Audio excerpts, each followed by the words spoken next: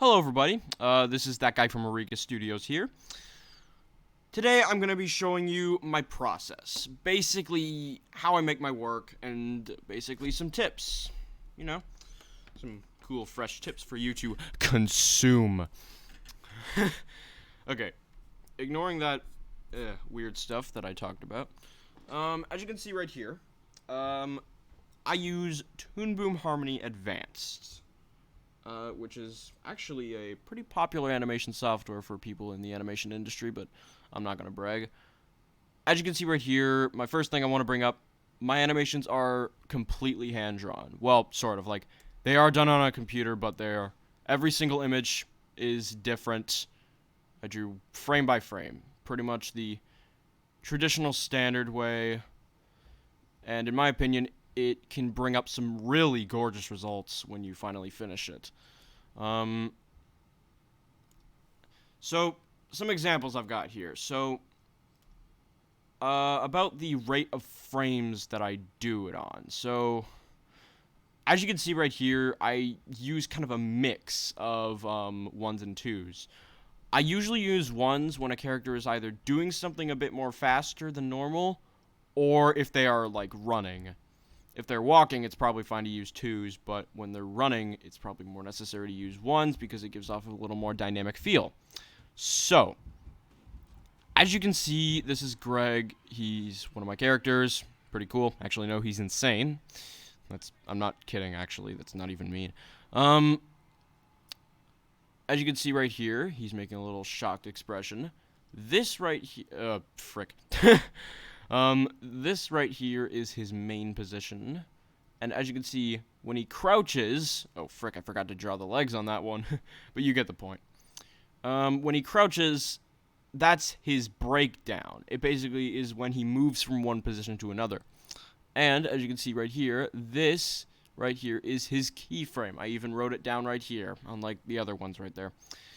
So, as you can all see, these were all done with a painting stencil thing that had this like little rough sketch look to it. That was just for the effect on this. I don't normally do that, actually. I normally use the pencil tool because if you look right here, the pencil tool actually has better results for when you're drawing more official things. As you can see right here, the drawing is much smoother. It comes out as way smoother, and although that's not the final output, this is the final output, as you can probably see right here, but you can still pretty much tell that the drawing is actually pretty fluid because it has a smoothing feature. I wouldn't suggest turning up the smoothing too high, like make it at least 20 or maybe even just 15, as turning it up too high can result in some really weird changes. Like, for example, if I draw the ear of my character, look how odd that looks. It's supposed to look like something like that. Sorry. But it can really just ruin the whole thing if you make it too smooth. Like, you get the idea. That's just, all I recommend is don't turn your smoothness up too high. Anyways, moving on from that, I'm going to talk about how I use my basic pose-to-pose methods and straight ahead. So, normally I use pose-to-pose unless the character is doing a more advanced action that is a bit more all over the place. But, for example, take a turn. That can be used with pose-to-pose. Now, as you can see, if you look down at my timeline here, I have marked all the keyframes in these weird dots. These two red ones, as you can see, these two red dots, those represent keyframes, the main storytelling poses. So, if we want to convey some kind of story, as we can see, Nippy is... That's also another one of my characters. In fact, I'm actually making a short about him soon. But as you can see, he's turning and looking at this thing. And now, he doesn't just turn. As you can see on the breakdown pose, which is the blue one, he blinks. Actually, let me turn off the onion skin. He blinks a little bit and even puts his head down as he moves. This can give a bit of a dynamic look to it, as well as giving it charm and just overall life. You can kind of tell.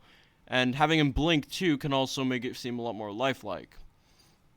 And this is actually one of the first times I've actually had Nippy, like, turn in any way. Like, it's pretty hard to do stuff with his character design either way, because he's not normally in these types of poses, but you get the point. So, pretty much, these little drawings right here, the drawings that don't have anything, those are called the in-between drawings, which are basically the drawings that you put between the breakdowns and the keyframes. Basically, it just shows the movement. And the main reason why these keyframes are important because they are the main storytelling poses. I mentioned that earlier, but you can kind of tell. So, let me try and tell the story about this. So, let me just zoom out right here. In fact, let me just press my hotkey. So, as you can see, there's the little slacker dude here. He's just minding his own business. And you can pretty clearly tell that there's dynamite connected to this little button here.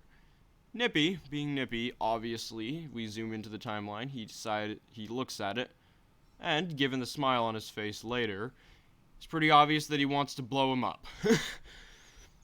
But, so, obviously, he decides to press the button. But, I added a little twist as this animation is still in progress. What's going to happen later is drawing the next keyframe, although I may do this one straight ahead, that part is he's going to explode. Aha, little twist there. Basically, comedic timing, am I right? So, it's really important to make sure that you know a lot of these principles, and also, these backgrounds, if I'm doing an official short, such as that one I mentioned earlier, it's going to be way more detailed than this. My backgrounds are supposed to make sure your backgrounds have enough detail to feel like a background, in a way. Like, that's all I can really mention about backgrounds, really. But really, stylization and everything like that, you really got to know what you're doing. Anyways, that's going to be it for this video. Thank you guys for watching this small little video I just wanted to show you all. Goodbye.